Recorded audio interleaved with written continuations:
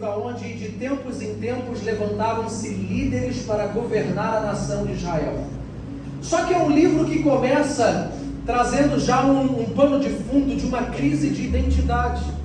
Porque Juízes capítulo 1 vai dizer que a palavra de Deus era rara, não havia profecia, e apesar de não haver profecia e da palavra ser rara naqueles dias, havia um espírito maligno que atuava através de um rei chamado Adoni-Bezeque. Adoni-Bezeque era um rei que, quando capturava um povo, pegava os seus reis, cortava os polegares das mãos e dos pés e jogava debaixo da sua mesa para comer migalha a vida inteira. 70 reis Adoni-Bezeque tinha debaixo da mesa comendo migalhas. Pastor, o que você está falando sobre Adoni-Bezeque? Para você entender qual é o pano de fundo de Juízes. Todo um período e um livro feito em cima de uma crise. Que crise? Crise de identidade. Porque quando nos fala de cortar os polegares das mãos, os polegares dos pés, fala de arrancar a identidade de um povo e também a firmeza de se manter em pé. Era isso que esse espírito maligno fazia através de Adoni-Bezeque. Arrancava-lhe a identidade daqueles reis e eles não conseguiam mais se colocar de pé a partir daquele dia, porque sem os polegares dos pés e das mãos, eles não tinham mais firmeza, eles só conseguiriam comer resto, migalha, para o resto da vida. Agora, dentro de um contexto como esse, de uma crise de identidade, é o livro que você mais vai ler aquela famosa frase: e tornou os filhos de Israel a fazer o que era mal perante o Senhor, e Deus os entregou na mão dos seus inimigos. E tornou os filhos de Israel a fazerem o que era mal perante o Senhor. E por que os filhos, de tempos em tempos, no livro de Juízes, tornavam a fazer o que era mal? Justamente por causa dessa crise de identidade. Justamente por causa dessa falta de identidade gerada por esse espírito maligno, era que os filhos de Israel andavam errantes, não tinham o Senhor como seu firme fundamento, viviam procurando outros deuses para idolatrar. Por conta de uma crise de identidade que se instaurou no Israel no Senhor, eles andavam agora de monte em monte, de altar em altar, não procurando o Senhor, mas adorando falsos deuses. E é nesse contexto de crise de identidade, aonde de tempos em tempos o povo voltava à prática do pecado, que agora nós entramos na história de Gideão. E aqui no capítulo 6 de Juízes, começa dizendo para nós o tempo que estava acontecendo quando o Senhor chamou Gideão. E que tempo estava acontecendo? Além disso que eu já falei, estava havendo guerra contra os filhos de Israel, onde um povo chamado Midianita, os Midianitas, se levantaram naquela época para arruinar, para destruir de vez o povo de Deus. E a palavra do Senhor no capítulo 6, os primeiros versos 1, 2 e 3, conta como esses Midianitas agiam. E eu quero que você parta do princípio comigo, que quando a Bíblia fala desses povos, não está falando contra aquelas pessoas, mas contra os espíritos malignos que atuavam por trás dessas pessoas. Então, quando nós vamos ler aqui no texto Midianitas, eu quero que você entenda que são espíritos malignos, que são demônios. A Bíblia é atemporal. Aquilo que aconteceu há milhares de anos atrás serve para nos ensinar as batalhas espirituais do hoje e como vencê-las. Tudo bem? Então, olha o que a Bíblia vai dizer sobre quem eram os Midianitas no capítulo 6 e verso 1. Acompanhe aí comigo. Fizeram os filhos de Israel o que era mal perante o Senhor. Por isso o Senhor os entregou nas mãos dos Midianitas por 7 anos.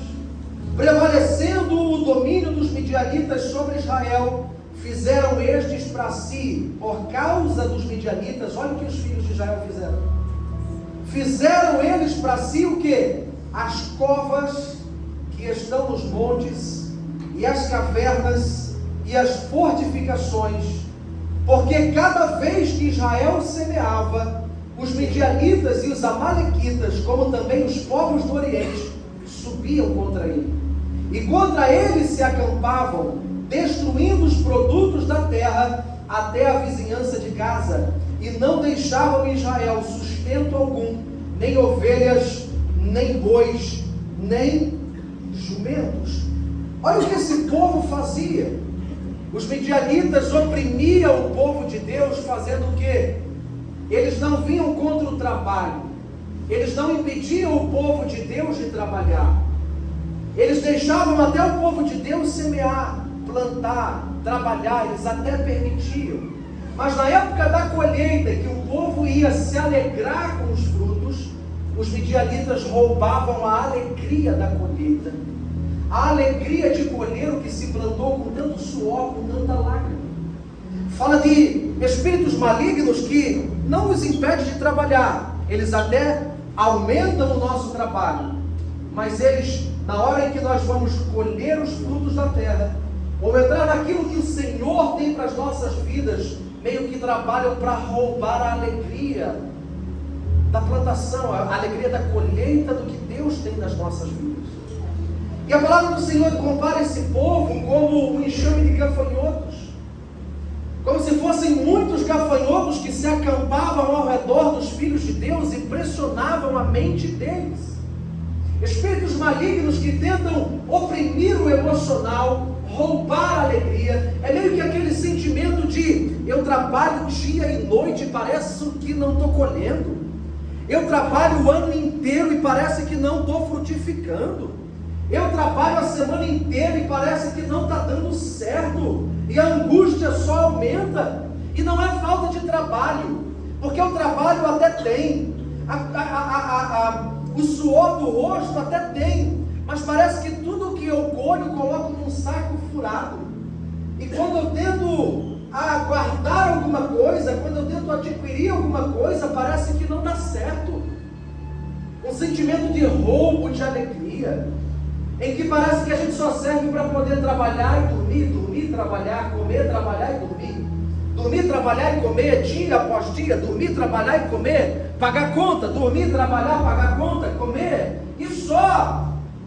E parece que não tem outro sentido para a vida. Não sei se você está conseguindo me compreender aqui. E por conta disso, diz a palavra de Deus, por conta desse sentimento prolongado de angústia, onde parece que as coisas não estão indo bem, não está dando certo, os filhos de Israel começaram agora a cavar covas nos montes, a ir para as cavernas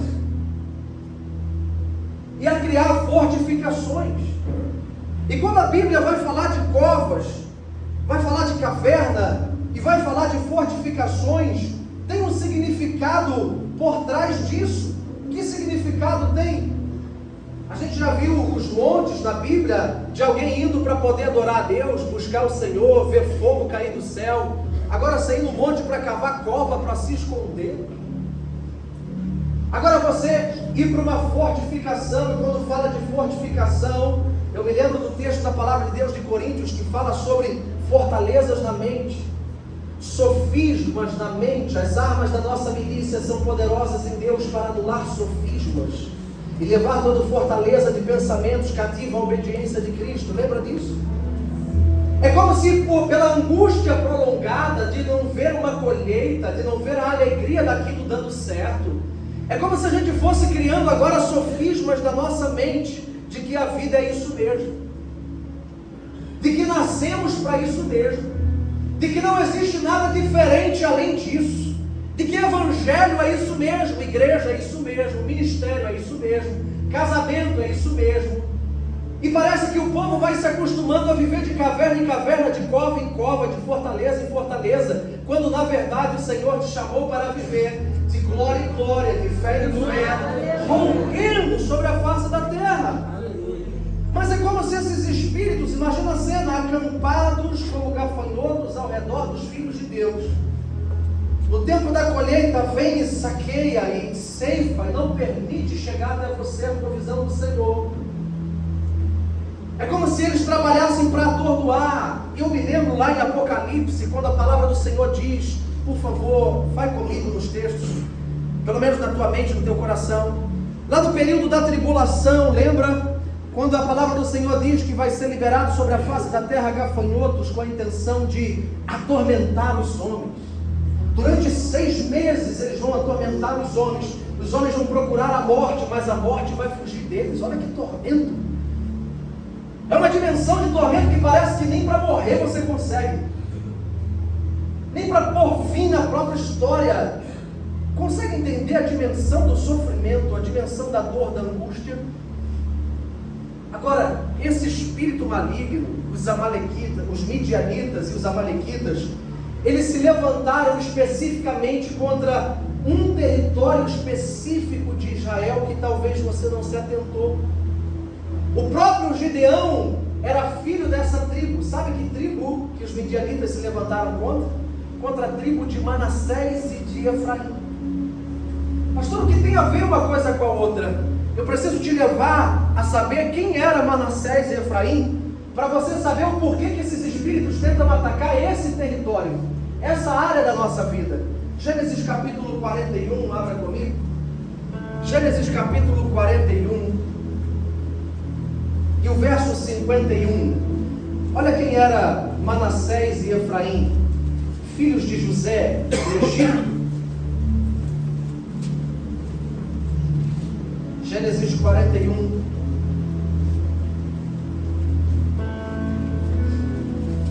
e o verso 51. Quando nasceu os filhos de José, José ao primogênito chamou de Manassés, pois disse: Deus me fez esquecer de todos os meus trabalhos e de toda a casa de meu pai. Ao segundo filho chamou-lhe Efraim, pois disse: Deus me fez próspero na terra da minha aflição. Deus me fez esquecer os trabalhos, a angústia da casa do meu pai, e Deus me fez próspero na terra da aflição. Agora, anos depois, esses demônios, esses espíritos malignos se levantam contra aquilo que Deus fez, contra aquilo que Deus já tinha operado na vida do povo de Deus. Manassés e Efraim era uma afirmação do que Deus já havia feito. O Senhor me fez esquecer, o Senhor me tirou do Egito, o Senhor me fez esquecer da aflição que eu passei no meu passado, e Ele agora está me prosperando na terra da minha aflição. Isso significa Manassés e Efraim. Mas o tempo se passou, e agora mais uma vez parece que o inimigo está levantando guerra contra mim, e principalmente contra a afirmativa do que Deus já fez na minha vida. É aquele tempo que parece que o inimigo te leva a ter dúvida se o que Deus fez na tua vida realmente foi de verdade, se Deus realmente te tirou do Egito, se Deus realmente salvou, porque parece tempos em tempos que a gente parece que não converteu de verdade, ou parece que tem alguma coisa de errado. Eu não sei se é só comigo que parece, eu não sei se você já passou por isso, eu não sei se você já passou por tempos de angústias que parece que você não está conectado no que está acontecendo no geral, sabe? Parece que tu vem no culto, está todo mundo na glória, no choracatala, menos você. Parece que está todo mundo vivendo uma vida diferente. Parece que a sua está andando para trás. Parece que está todo mundo alegre e você parece que foi batizado num pote de vinagre, ungido com óleo de freio. Está tudo travado, trabalhando igual um tatu. Quanto mais trabalha, mais fundo fica o buraco. Parece que o negócio, parece que todos os lados não tem mais de onde espremer. Eu não sei se você já passou por isso. Eu não sei se você já sentiu isso na tua vida, ou se talvez você está sentindo hoje. Mas para tudo isso existe uma explicação. Para tudo isso existe um operar de Deus. Se você tem grandes promessas, você também vai enfrentar grandes guerras. Se você tem grandes chamados de Deus na tua vida, você vai enfrentar grandes batalhas. Não espere que um Deus que te fez grandes palavras, grandes profecias e grandes promessas, não espere que você vai enfrentar guerras pequenininhas, meu querido. Não espere que você vai enfrentar resistência pouca, resistência pequena. Não! As suas guerras vêm na proporção da sua unção. As suas guerras vêm na proporção das suas promessas e da sua palavra.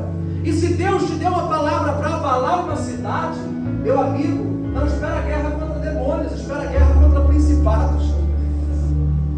Não espera guerra pequena não, meu não, mas eu não quero saber mais disso. Não tem como, a palavra de Deus te persegue. Não tem como, o chamado que um dia Deus te fez está vivo na tua vida. Não, pastor, eu não posso ter só a promessa sem as guerras, é impossível. Eu não posso ter só a terra prometida sem Jericó, é impossível. Porque até aquilo que Deus promete precisa ser batalhado, conquistado e possuído. Deus não tira as guerras da nossa vida. Mas Ele faz uma promessa: eu estarei contigo todos os dias. Eu estarei contigo todos os dias. Alguém está conseguindo me entender?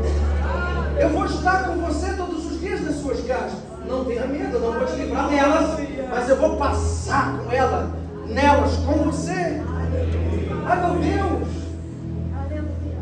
Agora, é num tempo como esse, onde o povo de Deus, por conta da angústia, começa a ir para covas, cavernas e fortificações. E quando fala de caverna, é impossível não lembrar de Elias. Lembra Elias, o tamanho da unção de Elias? Responde-me, Senhor, para que este povo saiba que Tu és Deus, e que conforme a Tua palavra eu fiz todas estas coisas. E então caiu fogo do céu. Uau! Ver o flash é maravilhoso, irmão. Ver o púlpito, a unção, os vídeos maneiros que o mapa mostra é maravilhoso. Agora, o depois disso, o depois que o fogo caiu no céu, depois que Deus fez milagre, Elias agora entra na caverna e pede a morte. Deus, eu não quero mais saber de nada, porque só restou eu de homem de Deus. E a pergunta que Deus faz: o que fazes aqui, Elias? Por que você está dentro da caverna? Acabou de acontecer um milagre, fogo caiu do céu. Por que você está entrando na caverna agora? Deixa eu te dizer uma coisa: depois do milagre você precisa continuar. Depois do milagre você ainda precisa perseverar. Não é porque tu recebeu uma vitória, ou parte da tua vida já foi endireitada, que você já pode se dar o luxo de entrar numa cova, numa fortaleza, numa caverna e pedir a morte para si. Ei, meu querido, a vida continua, tem muito tempo ainda aí para acontecer. Tem muitas coisas para o Senhor operar através da tua vida e da tua história ainda. E talvez o Senhor fala para você, o Espírito do Senhor fala no teu espírito, como falou para Elias: o que fazes aqui nessa caverna, Elias? O que faz nesse tempo de fortaleza da mente, Elias? O que você anda fazendo achando que eu não tenho obra contigo? Que o meu trabalho com você acabou? Que só porque você está enfrentando um tempo difícil eu não vou te usar? Elias, o que tu fazes aqui nessa caverna? É nesse tempo, debaixo dessa angústia, com essa guerra dos midianitas, com o povo indo para a caverna, que Deus levanta o profético. Porque o profético serve precisamente para isso, para fazer profeta sair da caverna, para fazer vale de ossos secos virar exército poderoso. Calma, olha o que aconteceu. Os midianitas estão afrontando o povo está indo para a caverna. Mas olha no verso 7 o que aconteceu. Juízes 6, 7, olha o que aconteceu. Tendo os filhos de Israel, dentro desta angústia, clamado ao Senhor por causa dos midianitas, o Senhor lhes enviou um profeta que lhes disse: assim diz o Senhor. Estava todo mundo indo para a caverna, estava todo mundo cavando cova no monte, estava todo mundo criando sofisma na mente. Está tudo dando errado. Ih, não vou nem me preocupar com mais nada. É guerra no Irã, daqui a pouco é bomba que cai, que explode, é ministério dando errado. Eu vou cuidar da minha casa, da minha família. Sofisma!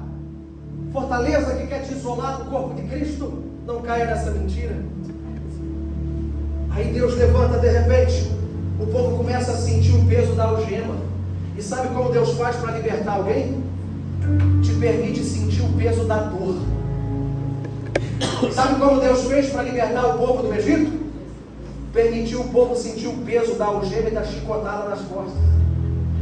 Que aí, por conta do peso da chicotada de Faraó nas costas, o povo lembrou que tinha um Deus que amava eles. E o povo clamou ao Senhor, e Deus ouviu a sua súplica. Agora o povo clama a Deus por causa dos midianitas. E Deus levanta um profeta que diz: assim diz o Senhor, eu vou cuidar de vocês, eu vou trazer livramento para vocês, porque é para isso que Deus levanta o profético em tempos de guerra, e eu quero falar sobre isso aqui. Em tempos de angústia, em tempos em que você não está entendendo nada na tua vida, em tempos em que parece que as peças não estão encaixando, que vai dar tudo errado, em tempos em que parece que Deus perdeu o controle da tua história, Deus levanta a voz profética para colocar as coisas em ordem. Primeira carta aos Coríntios, capítulo 14, o verso 3. Olha o que diz. Meu Deus, nos ajude com o tempo. Primeira carta aos Coríntios, 14, e o verso 3 vai dizer o seguinte: mas o que profetiza fala aos homens, edificando, exortando e consolando. Mas o que profetiza fala aos homens, fazendo o quê? Vamos comigo. Edificando, exortando e consolando. Agora o verso 4, que fala em outra língua, a si mesmo se edifica, mas o que profetiza edifica a igreja. Deus levanta o profético em tempo de guerra, porque o profético é um presente de Deus para te fortalecer em meio às tuas batalhas. E 3 coisas o profético faz na nossa vida: a voz profética, a profecia. Primeiro, a palavra do Senhor diz em Coríntios 14, primeiro o profético vem para edificar. E edificar significa construir, é de construção. É o que nós estamos fazendo aqui do lado. É abrir sapata, estaca, edificar, construir, levantar uma obra. A palavra profética tem o poder de construir você por dentro. Tem o poder de construir as promessas de Deus dentro do teu espírito. É como se tudo aquilo que você lesse na Bíblia, tudo aquilo que você sonhasse nas tuas noites, nos teus sonhos em casa, as tuas lágrimas sozinho com Deus, quando vem uma voz profética, agora começa a gerar forma dentro de você. Começa a dizer para você num ambiente como esse, daqui a pouquinho você vai ver isso. Começa a dizer para você num ambiente como esse que você não está maluco, não é coisa da tua cabeça, que eu sou contigo, eu sou na tua vida, que eu não perdi o controle, que eu tenho uma obra. O profético vai construindo você por dentro, porque a palavra profética vem para isso, edificar a igreja. Segunda coisa que a voz profética faz na nossa vida é consolo. Diga comigo, consolo. Consolo. O que significa consolar? É estimular a continuar.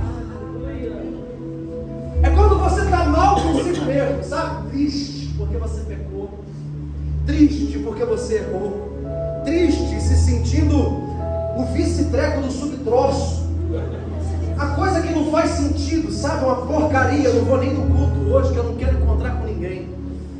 Você está mal. Aí vem a voz profética e você diz: tomara que os profetas me erram. Meu Deus do céu.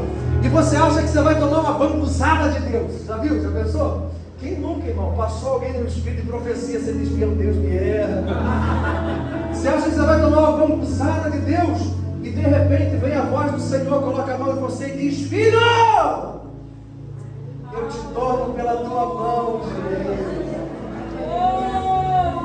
Espírito da profecia que vem para consolar, para dizer para você: eu não desisti da tua história, eu não desisti da tua vida. Se eu quisesse desistir de você, você nem viria hoje aqui, você já estava enterrado, mas você está vivo. Enquanto vive tem jeito, enquanto respirar tem jeito. Pelo amor de Deus, glorifica o nome do Senhor.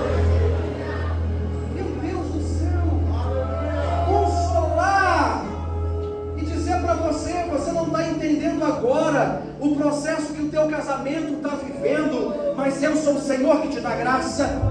Você não está entendendo agora a pressão financeira, mas eu sou o Senhor que te sustenta. Consolar, voz profética, é consolar você por dentro. Terceira coisa que o profético faz na nossa vida é exortação. Aí alguns dizem: tem medo, meu Deus vai me chamar a atenção, Deus vai me expor na frente de todo mundo. Não, Deus não faz isso. Porque exortação no original da palavra, sabe o que significa? É lindo, o mais lindo de todos. Exortar significa chamar para perto. Exortar significa aproximar da vontade de Deus. Então todas as vezes que uma voz profética vem até você para te exortar, ele vai dizer para você: não é isso que Deus te prometeu, não é isso que Deus tem para a tua vida. Deus tem algo melhor. Aquilo que você não tem capacidade de imaginar o que Deus tem preparado para você. Porque os pensamentos do Senhor são maiores do que os teus. Os caminhos do Senhor bem mais altos que os teus. Eu é que sei os pensamentos que eu tenho a vosso respeito. Você está achando que esse é o teu melhor caminho, mas deixa o seu bom pastor da tua vida que vai balizar você. Pode parecer não fazer sentido quem você está perdendo agora, quem está indo embora agora, ou o que você está passando agora, mas confia no meu cajado, no meu destino. Exortação, chamar você para perto da vontade de Deus. E o Senhor, edificar, consolar e exortar, o profético faz. Agora tem uma quarta coisa que está implícito no texto. Tempo de angústia, tempo de guerra, tempo de caverna, tempo de cova, tempo de fortalezas na mente. Deus levanta um profeta. E é interessante que Gideão só foi chamado depois que Deus levantou um profeta. Gideão, o anjo do Senhor, só desceu depois que um profeta teve ousadia para levantar e dizer: assim diz o Senhor. Porque a quarta coisa que o profético faz na nossa vida: começa a destravar os céus, começa a movimentar os céus de bronze. E aquilo que parecia estar travado dentro de casa, quando alguém cheio do Espírito Santo se levanta: assim diz o Senhor, os céus começam a tremer, irmão. Os ferrolhos começam a arrebentar, as cadeias começam a quebrar. Por isso que eu amo o profético, por isso que eu amo a palavra profética, porque ela destrava ambientes inteiros, uma vida inteira. Uma vida inteira é destravada por causa de uma palavra profética. Um encontro com Jesus muda a história. Uma palavra muda o destino. Não esquece isso. Uma palavra muda o teu destino. Agora, por conta desse profético que foi liberado, vem agora o chamado para esse homem que estava no meio dessa angústia. E talvez o Senhor vai encontrar alguém aqui hoje que estava no meio de uma angústia, que estava cercado por covas, cavernas e fortificações, cercados pelo exército dos midianitas como gafanhotos. Mas aí vem o profético nessa noite para dizer: não temas, porque eu não perdi o controle da tua vida. E quem sabe Deus não vai encontrar um Gideão nessa noite aqui. Quem pode levantar a mão assim, só dá um glória a Deus assim. Como é que eu estou pentecostal hoje aqui?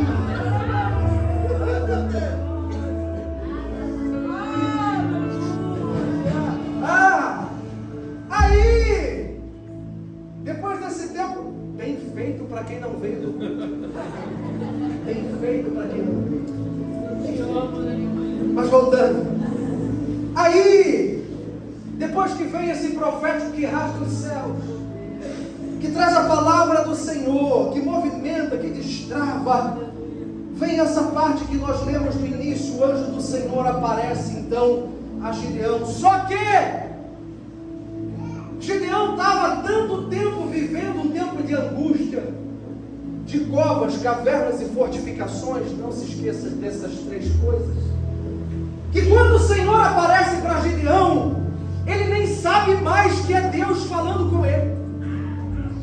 Ele não consegue sentir mais a presença de Deus, porque ele já estava acostumado com o sofrimento, achando que a vida dele ia acabar daquele jeito, achando que Deus não iria mais intervir. Posso te provar?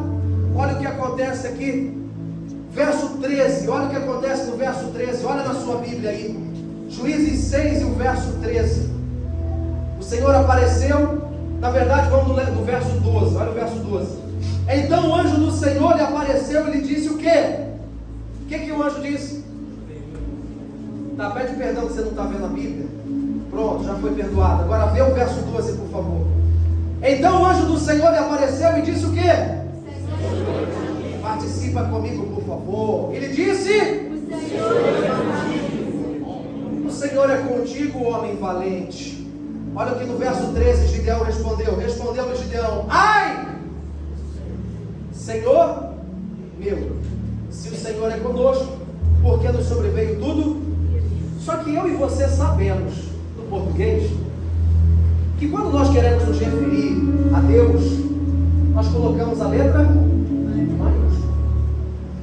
Agora Gideão está dizendo: ai, Senhor, com S minúsculo. Deixa eu ver como é que está ali. Ah, nem tem a Bíblia. Não, a Bíblia, coisa boa. Pode deixar. Na tua Bíblia também está com S minúsculo? Não. Ai, Senhor. Primeiro, ai, Senhor. Está maiúsculo aí? Está minúsculo e depois maiúsculo? Qual que está minúsculo primeiro e depois maiúsculo? Qual? Primeiro minúsculo, gente, verso 13. Respondeu-lhe Gideão: ai, minúsculo. Ok, é isso aí que eu estou falando. Ai, Senhor meu. Agora o maiúsculo: se o Senhor é conosco, por que nos sobreveio tudo isso? Olha o que está acontecendo, olha para mim. Deus está na frente de Gideão, falando com ele.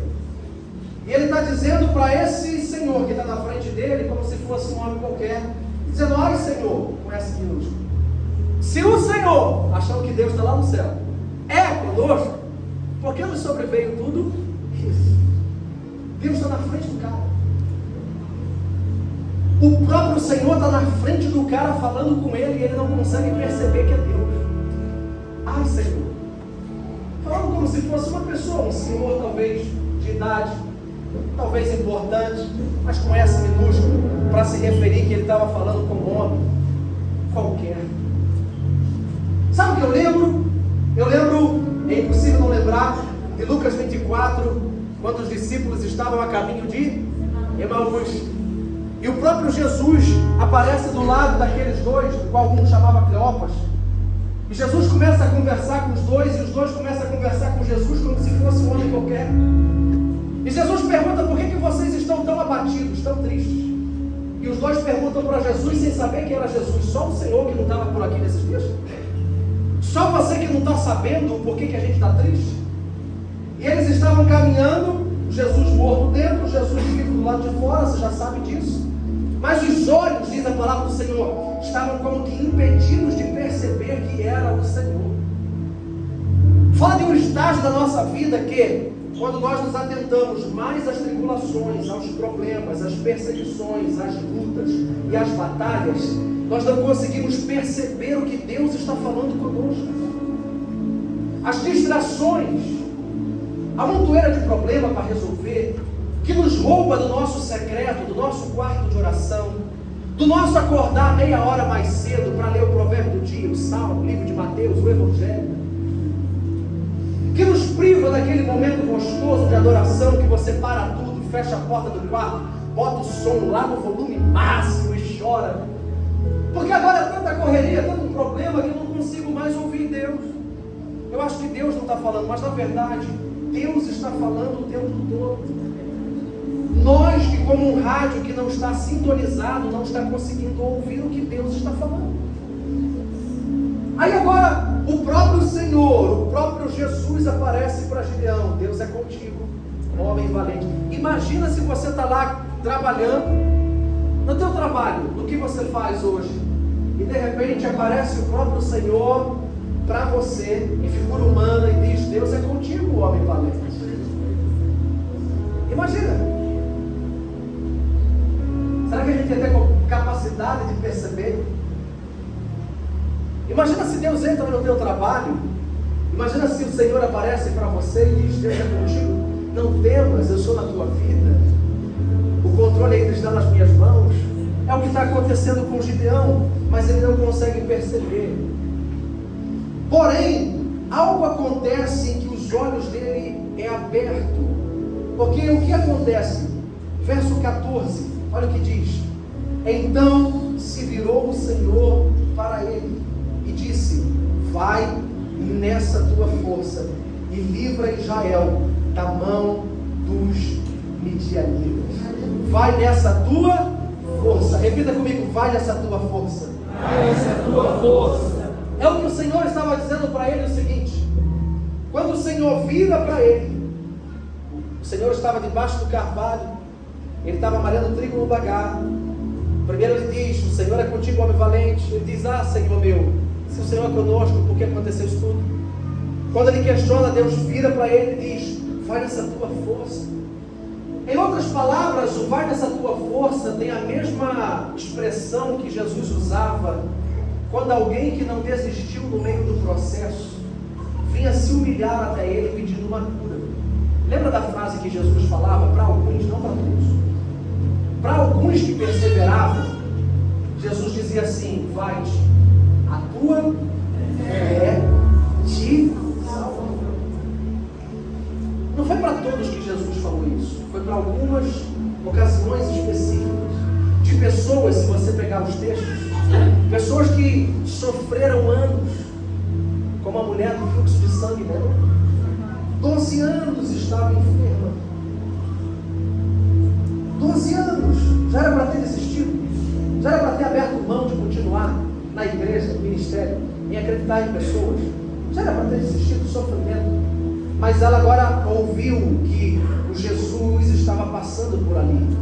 Ela então se arrasta por debaixo da multidão, toca nas vestes do Senhor, porque ela disse consigo mesmo: se eu apenas te tocar, eu serei curada. Ela disse consigo mesmo: eu ainda acredito, Senhor. Eu ainda tenho uma fagulha aqui dentro de mim, que ainda tem uma esperança viva de que algo pode acontecer. Jesus no final diz para ela: mulher, a tua fé te salvou. Agora, o Senhor anos antes está falando para Gideão: Gideão, vai nessa tua força, cara. De alguém que, mesmo depois de tanta pressão do inimigo, tanta gente que foi embora, que desistiu, que abriu mão do que eu tinha para eles, você continua aqui numa estratégia de malhar trigo no lagar. Não esqueça que daqui a pouco você vai dar glória por conta disso. Ele estava malhando trigo no lagar. Para você que não sabe, lagar em Israel, uma espécie de uma bacia de pedra ou de madeira, que era usado para colocar as uvas, e eles subiam naquilo e pisavam as uvas. Mas ali eles pisavam as uvas para tirar o suco, fazer vinho, ok? Só que agora Gideão está pegando o trigo e malhando o trigo no lagar. No lugar de fazer vinho, ele está malhando o trigo, para poder poupar o trigo dos midianitas, que vinham papar tudo. Então ele estava usando estratégia, ele estava usando os recursos que ele podia para continuar crendo, batalhando, mesmo com as pressões externas. Por isso o Senhor chega para ele e diz: vai nessa tua força, cara. Se você não parou até agora, em outras palavras, se você não desistiu até agora, você não vai desistir mais. Se você tivesse que desistir, você já deveria ter desistido. Você não vai desistir mais. Você já passou tempos piores e você suportou, você não vai desistir.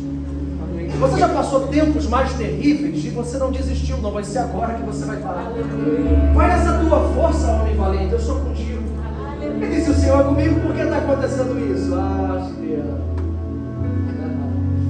você não está entendendo o propósito que eu tenho com você. Eu estou te fazendo passar um processo, e esse processo que você está passando lá na frente vai ser usado para o teu testemunho. Olha o que acontece. Ele começa então a se encher de algumas desculpas que nós mesmos damos para o Senhor. Eu sou o menor da minha casa, eu sou da tribo de Manassés, nós estamos esquecidos. E o Senhor está ouvindo aquela lamúria que ouve de todos nós. Sabe quando você está no tempo de oração? Você diz: Deus, Senhor, não tem o que fazer, não tem jeito, só se eu nascer de novo, só se o Senhor apagar completamente o que eu fiz de errado. A gente começa a encher de desculpas, sabe? Senhor, eu não tenho jeito, desista de mim. Senhor, me leva embora para a glória. Senhor, me deixa. Por que o Senhor não me deixa? Aí eu me lembro da palavra de Salmos que diz assim: para onde eu me ausentarei da tua presença? Para onde me esconderei de ti? Se eu subir os céus, aí tu estás. Se eu descer no mais profundo do abismo, ali o teu Espírito ainda me sonda. Aonde me ausentarei da tua presença? A gente acha que Deus é como a gente. Porque a gente, quando as coisas começam a dar errado, a gente morre a corda, rompe a aliança. A gente deixa pessoas. Mas Deus não. O Senhor não rompe a aliança só porque enfrentamos um tempo difícil. A palavra do Senhor diz: se nós somos infiéis, Ele contudo permanece fiel, porque não pode negar a si. Não é porque você está enfrentando um tempo difícil que Deus vai deixar a tua vida, a tua casa, que Deus vai embora, que Deus está magoadinho com você. Deus não está triste com ninguém. Deus não está com raiva de ninguém, porque o preço pago pelo Filho dele na cruz foi alto demais para Deus viver ressentido com alguém. Então todas as vezes que há um pecador que se arrepende, existe festa. Agora você leu errado o versículo. Você entendeu quando você leu o versículo que a festa no céu quando o pecador se arrepende? Não foi isso que a gente entende, que a gente fala? Agora quando você pegar o versículo e ler de novo, você vai ler que está escrito o seguinte: a festa diante dos anjos nos céus quando o pecador se arrepende. Não é anjo que bate palma quando você se arrepende. Você achava que os anjos, soltavam fogos. Ele pediu perdão hoje, aleluia. A festa diante dos. Então quem é que está fazendo festa? Meu Deus. Todas as vezes que existe um pedido de perdão sincero, Deus, é uma festa que o Pai faz do céu diante dos céus. É como se ele falasse, como falou para Jó: tem visto meu servo Jó? Ele diz: tem visto meu servo? Fala teu nome, fala: tem visto meu servo? Não, vou de novo para você ter a oportunidade de não ficar o clima pesado. Ok? Quando eu falar tem visto meu servo, você fala seu nome, independente se é homem ou mulher, tudo bem? Então vamos lá. Tem visto meu servo? Como ele tem se arrependido na minha presença. Imagina Deus fazendo uma festa diante dos anjos porque você está se arrependendo. Mas aí você fala: mas eu pequei de novo. Você se arrependeu? Porque se você se arrependeu, existe graça, existe sangue, existe restauração, existe novos começos, existe festa quando o pecador se arrepende. Aleluia. Agora vamos lá. Ele começa a se encher de desculpas. Mas aí o Senhor diz para ele o seguinte: vai nessa tua força, livra Israel das mãos dos medianitas. Porventura não te enviei. Olha o verso 14. Porventura não te enviei eu? Porventura não fui eu que enviei você? Olhe para mim. Deus está falando para Gideão, está mostrando para nós que existe poder redobrado debaixo do envio do Senhor. O que o Senhor está falando para Gideão é verdade, Gideão. Você não tem força, você não consegue dar jeito nessa área da tua vida, você não tem solução para o teu trabalho, casamento, empresa, seja o que for. De fato, em você mesmo, você não consegue. Mas olha o que o Senhor diz, ponto vírgula: mas não sou eu que te envio. Mas não sou eu que te dá uma palavra para você ir. Sabe o que está acontecendo aqui? A mesma coisa que aconteceu em Mateus capítulo 28, quando Jesus está diante dos 12. Ide, eu vos envio. Vocês não conseguem. João 15:5: sem mim nada vocês podem fazer. Mas se eu enviar vocês, debaixo do meu envio e da minha palavra, vocês podem. Debaixo do meu envio, você consegue dar jeito em áreas da tua vida que outrora você não conseguia. Debaixo do meu comissionamento existe poder sobrenatural para te dar graça, para te dar sabedoria, para te dar poder do alto. Sozinho você não pode fazer nada mesmo, não. Mas se eu te enviar nessa noite de volta para a tua casa, se eu te enviar com uma palavra, cadê os gigantes que podem te afrontar? Cadê os inimigos que podem contra o Senhor de Israel? Cadê os demônios que podem afrontar você? Se nessa noite eu te der uma palavra que vem do alto.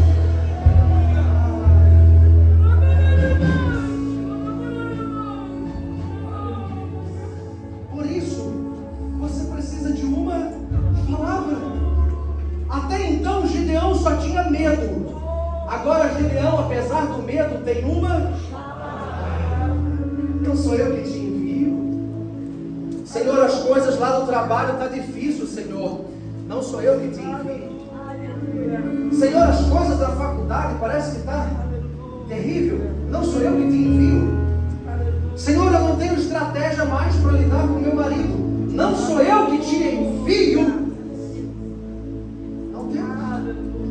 Não sou eu que te envio, que te dou uma palavra. Você só precisa de uma palavra hoje, querido. Sabe por quê? Porque um dia eu também achei que não conseguiria. Um dia um menino da rua do buraco quente também achou que não conseguiria. Também achou que não daria certo, que não daria em nada. Mas o tempo passou e eu tive o quê? Oportunidades? Não tive nada. Você é bobo, eu sou brasileiro igual você. Mas eu tive uma palavra. Um dia o Espírito do Senhor entrou no meu quarto e disse: eu te dou uma palavra. Eu te faço filho de uma palavra. E não importa quem vai se esquecer, quem vai acolher, quem vai apoiar. Você não precisa de muito apoio, você precisa da minha palavra. E se você tem a minha palavra, então você tem tudo. Sabe, antes do mapa nascer, Jesus me deu uma palavra. Sabe qual foi a palavra que Jesus me deu? Eu lembro como se fosse hoje. Entre muitas visões que eu tive no monte, eu tive uma palavra que me marcou mais ainda no chuveiro de casa. Jesus disse: você está pronto para responder o meu chamado? Eu disse: se o Senhor for comigo, eu estou. Jesus continuou e me disse: você vai sofrer. Você vai sofrer, porque eu vou trazer ovelhas feridas de Israel para você cuidar. Não vai ser fácil. Eu disse, eu pensei um pouco, pensou o coração. Eu pensei em falar: passa de mim esse cálice, Senhor. Mas eu perguntei, eu mandei a bola de volta para ele. Eu disse: o Senhor vai comigo. O Senhor disse: eu não te deixarei. Eu disse: então eu estou pronto para começar uma obra. Porque se o Senhor estiver comigo, debaixo da tua palavra eu danço a rede. Debaixo da tua palavra eu prospero. Debaixo da tua palavra a gente constrói a igreja. Debaixo da tua palavra vamos criar um orfanato. Debaixo da tua palavra uma escola para as crianças. Debaixo da tua palavra vamos aos confins da terra, até que cada língua confesse que Jesus é o Senhor e cada carne receba do seu Espírito. Ai, meu Deus, você só precisa de uma palavra.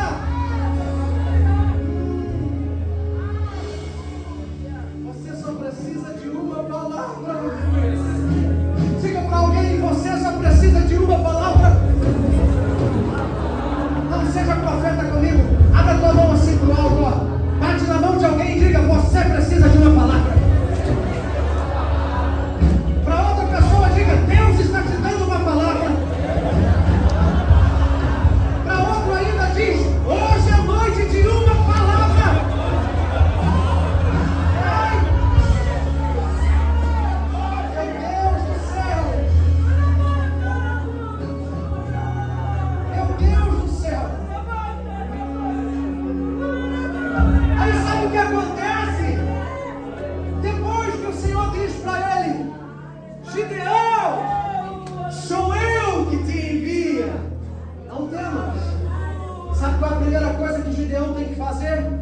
Depois que o Senhor envia, ai meu Deus, a primeira coisa que ele faz é aí do verso 25 ao 32, depois você lê. Olha o que diz aí. Olha o 25, naquela mesma noite me disse o Senhor. Ele estava debaixo do envio, querido. Mas mesmo debaixo do envio, olha o que o Senhor pede. Disse o Senhor naquela noite: toma um boi que pertence ao teu pai, a saber, o segundo boi de 7 anos, e derriba o altar de Baal, que é do teu pai. Corta o poste ídolo que está junto ao altar, e no lugar edifica ao Senhor teu Deus um altar no cimo deste baluarte, em camadas de pedra. Então no segundo boi oferecerás holocausto com a lenha e poste ídolo que vieres a cortar. Então Gideão tomou 10 homens dentre os seus servos e fez como o Senhor lhe dissera. Temendo ele, porém, a casa de seu pai e os homens daquela cidade, não fez de dia, mas de noite. Levantando-se, pois, de madrugada, os homens daquela cidade, eis que estava o altar de Baal derrubado, o poste ídolo que estava junto dele cortado, e o referido segundo boi fora oferecido no altar edificado. E uns aos outros diziam: quem fez isto? E perguntando e inquirindo, olha isso, disseram: Gideão, o filho de Joás, fez estas coisas. Naquele dia, Gideão, não, só está aqui. Gideão fez essas coisas. Ele está debaixo do envio.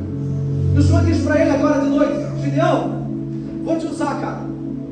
Estou mudando a tua sorte, estou virando a ampulheta. Tem mistério que desce na tua vida. É hoje, Gideão, vou fazer. Mas Gideão, você vai precisar fazer uma coisa, cara. Na tua casa, você está herdando do teu pai um altar que não é meu. Você está herdando do teu pai um altar a Baal. Não sou eu que estou fazendo isso. Essa iniquidade, você precisa confiar em mim. Você precisa tirar essa transgressão da tua vida. Você precisa tirar essa transgressão, Gideão, para que você não seja roubado mais, cara. E Gideão, imagina, Senhor, então me dá força. Era cultura, irmão, imagina. O pai dele adorava Baal, a família dele adorava Baal. Era esperado que ele agora viesse a se prostrar a Baal também. Mas o Senhor chega na vida dele e diz: te arrependa, cabra, corta esse altar da tua vida, tira essa transgressão da tua vida. Sabe o que eu aprendo com isso? Deus está conosco, vai virar a chave. O Senhor nos enviou, tem uma palavra. Mas por favor, tem certos altares que nós trazemos dos nossos antepassados que a gente precisa derrubar. Tem certas manias, tem certas transgressões que não cabem mais na nossa vida. Não é porque teu pai era um mentiroso que você vai ser um mentiroso. Não é porque a tua mãe era mentirosa, que a tua mãe era agressiva, que você vai ser agressivo. Não é porque os teus pais viveram um inferno no casamento, que o teu casamento vai ser um inferno. Não era porque os teus familiares viveram uma desilusão amorosa, que você vai viver uma desilusão amorosa. Não é porque os teus antepassados fizeram coisas que você vai fazer também. Não. Isso precisa começar com arrependimento. Deus, eu não quero trilhar o mesmo rumo que os meus pais trilharam. Deus, eu decido derrubar hoje todo o altar de Baal que os meus pais levantaram, sejam eles crentes ou não. Porque às vezes a gente acha que só porque a gente nasceu no berço cristão não tem altar para derrubar. E se eu falar para você que um dos altares de maior dificuldade a ser derrubado é o altar da religiosidade? Às vezes os nossos pais que nasceram no berço cristão e não tinham conhecimento e relacionamento que nós temos hoje com Deus, transferiram para nós uma religiosidade do não toque nisso, não faça aquilo, não pode aquilo outro.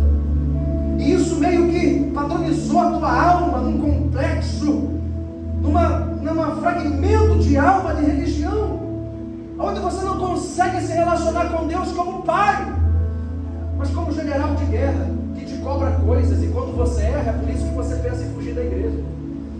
Porque você acha que Deus vai te tratar igual teu pai, que quando você errou, te pôs para fora de casa. Igual tua mãe, que quando você errou, não guardou o segredo, não cobriu você. Deus não é assim. Paternidade de Deus não é isso. Paternidade de Deus te coloca no colo, te dá um beijo no rosto, unge a tua testa e diz: bora para frente. Vamos lá, eu estou contigo até o fim, no arrepende. A paternidade de Deus não tem a ver com a paternidade dos nossos pais. Veja, nossos pais nos amam, nos amaram, fizeram o que pôde. Uma limitação deles.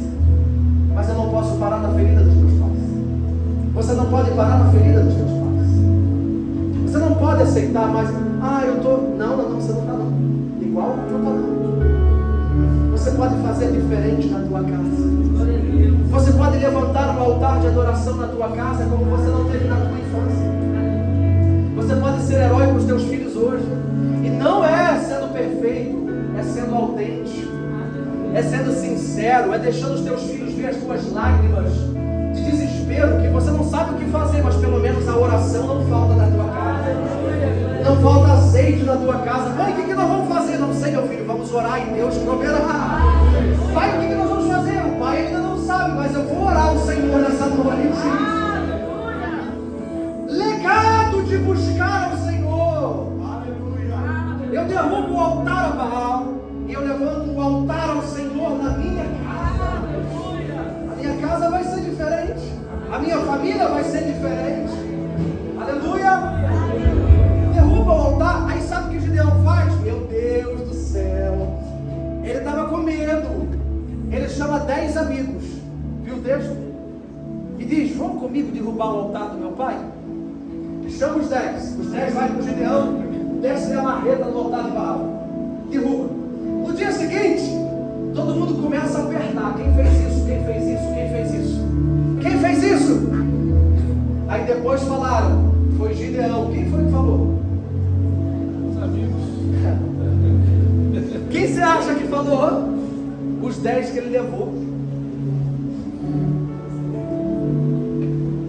Sabe por que você está se sentindo traído por pessoas?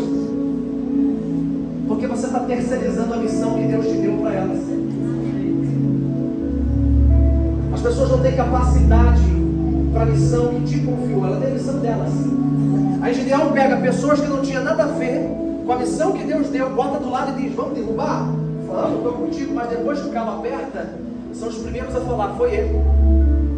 Porque a missão não era dos 10, era de Gideão. Quer parar de se decepcionar com pessoas?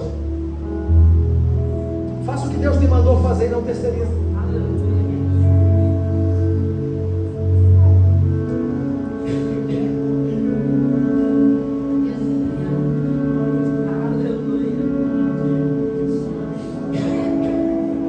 Está processando, né? Pessoas são importantes. Pessoas são importantes. Mas a missão que Deus tem para você, não terceiriza ninguém. Não passa para os outros, faça você. E não fique também ofendido com quem você achou que deveria estar do teu lado e não está. Querido, tem uma missão para cada um e está tudo bem. Está tudo na paz, está tudo na bênção. Mas saiba que não empurre a tua missão para outras pessoas. Viva o que Deus pediu para você. Aí vem Gideão, é que fez. Olha o que acontece agora. Gideão derruba o altar do pai e edifica um altar para Deus. Derruba o altar de Baal e edifica um altar para Deus. Quando Gideão faz isso, é aquele momento da nossa vida que a gente diz: tá bom, Deus, eu vou me consertar. Você já pensou isso? Tá bom, Deus, agora eu entro no prumo. Ok, Deus, amanhã, segunda-feira, eu vou começar uma temporada de devocional de verdade. Aí é você falar isso para Deus, o que parece que acontece na tua vida? Parece que tudo piora, é ou não é? Não, só comigo? Você está dormindo? Dá um soco em alguém. Por favor, dá um soco em alguém aí do lado, sacode. Não, gentilmente, o soco é muito forte. Segura no ombro e chacoalha a pessoa que está do teu lado. Você está me olhando e não fez por quê? Chacoalha, por favor, gentilmente. Vamos, chacoalha a Bernadette, vamos. Chacoalha, muito obrigado. Você não está me assistindo, você está participando do grupo. Vamos lá. Olha para mim. Parece que quando a gente fala: amanhã eu vou jejuar, parece que levanta a capeta do quinto dos infernos. É ou não é? Vou colocar as contas da minha empresa no ar. É cliente que liga desmarcando, meu Deus. É coisa que dá errado. Você diz: não vou mais me ofender com ninguém, eu vou viver na paz. Ninguém mais vai me incomodar. É daquele dia que levanta aquela irmãzinha, oh glória, aquele irmãozinho, sabe, aquela pedra no sapatinho, para te ajudar a ir para a glória, sabe? Para te ajudar a ter fruto do Espírito. É você falar que vai derrubar o altar de Baal, parece que o inferno se levanta, é ou não é? Olha o que está acontecendo, foi o que aconteceu com Gideão, verso 32, a gente está acabando. Naquele dia Gideão passou a ser chamado Jerubaal, porque foi dito: Baal contenda contra ele, pois ele derribou o altar de Baal. Olha o 33, ele derrubou o altar. Olha o que acontece: e todos os midianitas e amalequitas e povos do Oriente se ajuntaram e passaram e se acamparam no vale de Jezreel. Só até aqui. Meu Deus, eu estava quieto no meu canto, achando que a vida era aquele sofrimento. O Senhor aparece para mim e diz que a minha fé me salvou, vai nessa tua força. Eu inventei um monte de desculpas e o Senhor disse: sou eu que te envio. Então eu fui, e quando derrubei as transgressões da minha casa, que eu achei que ia dar tudo certo, agora o inferno se levanta. Irmão, é que tem hora na história do crente que o Senhor precisa dar um tempero a mais para ressaltar a glória ao nome dele. Olha o que ele diz em Hebreus. O autor de Hebreus escreve e diz: eu endureci o coração de Faraó. Você está achando que foi quem que endureceu o coração de Faraó? O diabo? O diabo não tem poder não, meu querido, desse jeito para fazer isso não. Até o diabo é o diabo de Deus, está na mão dele. Opera onde Deus permite. Para tocar na vida de Jó, tocou, mas pediu permissão para o Senhor. Eu endureci o coração de Faraó. Tem batalhas que não é porque Deus, olha para mim aqui, Deus está desistindo de mim, por isso o negócio está pegando fogo. Não, se Deus tivesse desistido de você, estava tudo dando certo na tua vida e você estava entregue ao bel prazer. Porque quando Deus desiste de alguém, Ele não corrige mais. Porque o pai corrige o filho a quem? Não. Se tem correção, tem amor de Deus, Ele se importa com você. Se existe batalha, se existe luta, fique tranquilo, Deus não desistiu de você. Agora sim, pensa um cara que hoje está tudo resolvido financeiramente, não tem conta, não tem problema com conta a pagar, tem a casa dos sonhos, o carro dos sonhos, tem tudo que um dia pediu a Deus. A vida está indo de cada vez melhor, só não tem a profecia, só não tem a unção, só não tem mais tempo para Deus, só não tem mais temor à presença, perdeu princípios, perdeu pureza e perdeu caráter. E esse Deus está longe. Agora, aquela pessoa que diz: meu Deus, que luta é essa? O que o Senhor está querendo me ensinar com isso? Fique tranquilo. Fique tranquilo. As batalhas estão se levantando porque você tomou posição diante do Senhor de não repetir os erros do teu passado. Então o inimigo que quer não te perder, tenta levantar guarda contra você para você desanimar. Mas você não vai desanimar. Mas você não vai voltar atrás, porque a palavra diz: nós não somos do que retrocede. Nós não somos dos que voltam para trás, nós somos daqueles que avançam. Meu justo viverá pela fé. E se retroceder, eu não me agrado dele. Nós vamos avançar. Agora as guerras se levantam naquele que toma uma posição de corrigir a sua vida. Mas fique tranquilo, sabe por quê? Vou ler de novo o versículo 33. E todos os midianitas e amalequitas e povos do Oriente se ajuntaram e passaram e acamparam no vale de Jezreel. Olha o 34, a guerra se levantou. Porém, então o Espírito do Senhor revestiu a Gideão, o qual tocou o chofar, e os abielitas se ajuntaram após dele. Pensa a cena comigo. Derruba o altar, inimigo fica endemoniado, se levanta contra Gideão, não tem importância. Quanto maior a resistência, maior será a operação do meu poder sobre a tua vida. Quanto maior a resistência, maior será a porção do meu espírito que você irá receber. Fique tranquilo. Por que tu acha que a operação do espírito era sobremodo poderosa na igreja primitiva? Porque os fariseus, a perseguição, a tentativa de impedimento da pregação do evangelho era terrível. Então, onde existem muitas batalhas, é necessário também muito poder. É necessário também um maior revestimento do amado Espírito Santo. É aí que fica legal. Porque você não precisa se preocupar com as batalhas. Você precisa se preocupar falar em ser cheio do Espírito Santo. Porque o Espírito Santo irá revestir a tua vida e te dará poder para vencer as suas batalhas. O azeite do amado Espírito Santo te protegerá e você não entrará no sistema do diabo. O azeite do amado Espírito Santo vai guardar a tua mente numa paz sobrenatural. Senhor, eu não estou entendendo a conta, o dinheiro que falta, a briga, a resistência. Agora que era para eu fluir, parece que a resistência aumentou. É isso mesmo, meu filho. Te prepara para uma estação sobrenatural do meu poder. Te prepara para uma estação sobrenatural do meu azeite sobre a tua vida. Eu vou revestir você, Gideão. E eu me lembro da palavra de Jesus, quando ele disse para os apóstolos: permaneçam em Jerusalém até que do alto sejais revestidos de poder. Aleluia. Quando nós somos revestidos do Espírito Santo, é Ele que toma o controle. Agora, para eu poder finalizar, ele começa a pedir sinais para Deus. Você já conhece essa história. E Gideão faz um propósito com Deus: Senhor, eu sei que o Senhor já fez tudo isso.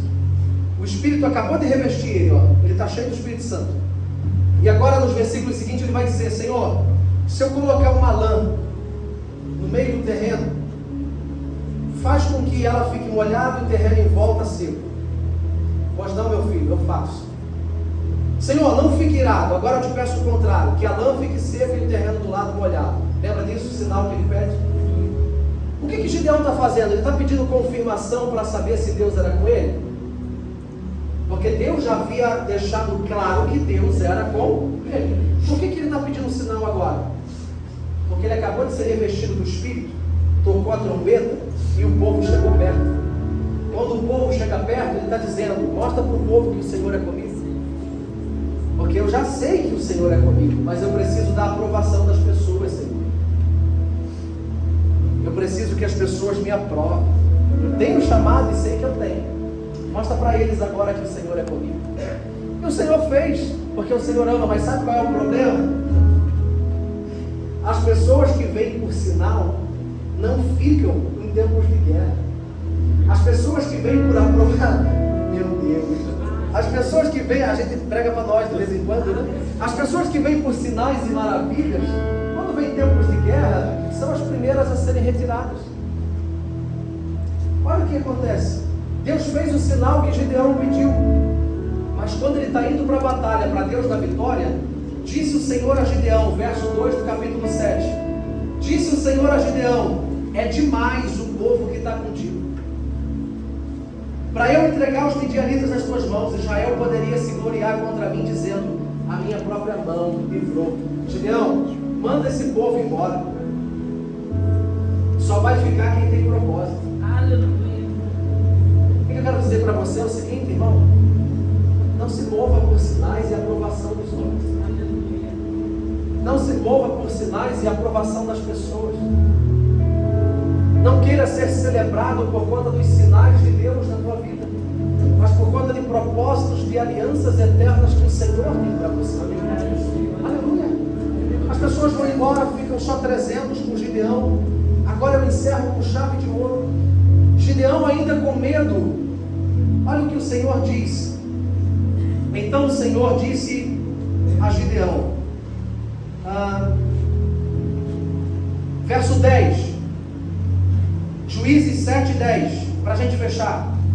O Senhor disse a Gideão: se ainda temes atacar, desce tu com teu moço pura ao arraial, e ouvirás o que dizem. Depois, fortalecidas as tuas mãos e a tua fé, descerás contra o arraial. Então desceu ele com o moço pura até a vanguarda do arraial. Os midianitas e os amalequitas e todos os povos do Oriente cobriam o vale como gafanhotos em multidão. Imagina a cena agora, imagina. Gideão pega o moço dele, que chamava Pura, vai até o vale, porque o Senhor disse: se você ainda está com medo, vai lá para você ouvir o que o inimigo está falando. Olha que doideira. Gideão vai e vê os amalequitas parecendo agora, ó, gafanhotos em multidão. E eram os seus camelos em multidão inumerável, como a areia que há na praia do mar. Verso 13. Chegando, pois, Gideão, eis que certo homem estava contando um sonho. Olha que loucura isso agora. Ao seu companheiro e disse: tive um sonho. Eis que o quê? Pentecostal passa mal. Tive um sonho. Eis que um pão de cevada rodava contra o arraial dos midianitas e deu de encontro à tenda do comandante, de maneira que esta caiu e se virou de cima para baixo e ficou assim estendida. Verso 14. Respondeu-lhe o companheiro e disse: não é isto outra coisa, senão a espada de Gideão, filho de Joás, homem israelita. Nas mãos dele entregou Deus os midianitas e todo este arraial. Verso 15. Tendo ouvido Gideão contar este sonho e o seu significado, adorou ao Senhor e tornou ao arraial de Israel e disse: levantai-vos, porque o Senhor entregou o arraial dos midianitas nas vossas mãos.